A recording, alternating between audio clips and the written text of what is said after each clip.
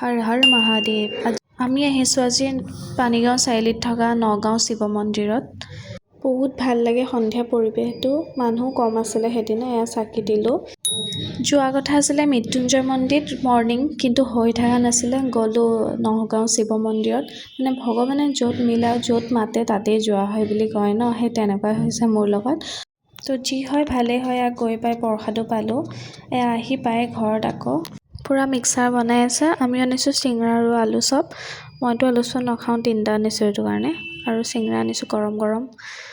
তো এয়া চিঙৰা। এতিয়া মই চাহ বনাইছোঁ, আদা দি পেলাই লাল চাহ বনাম।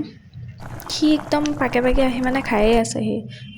আৰু এয়া ক্ষীৰ, মোৰ ফেভৰেট, একদম গৰমে গৰমে মুখত দিছোঁ। তাৰপিছতে আহি গ'ল চাহৰ নাস্তা। তো এতিয়া এইটো মানে গৰমে গৰমে সোমাইছোঁ। ইমান টেষ্টি আছে ন খাবলৈ। সোমবাৰ দিনা মই ফাষ্টিঙতে থাকোঁ, দিনটো একো নাখাওঁ, ভাত ৰুটি এইবিলাক একোৱে নাখাওঁ, খালি চাহ খাওঁ। আৰু সেই মানে চাকি গছ দিয়াৰ পিছত ন এনেকুৱা ভোকে ধৰে, মানে কি খাওঁ কি নাখাওঁ হৈ যাওঁ। এনেকৈ দিনটো ফাষ্টিঙত থকাৰ পিছত এনেকুৱা কাৰ কাৰ হয় মোৰ নিচিনা, প্লিজ কমেণ্টত জনাবচোন দেই।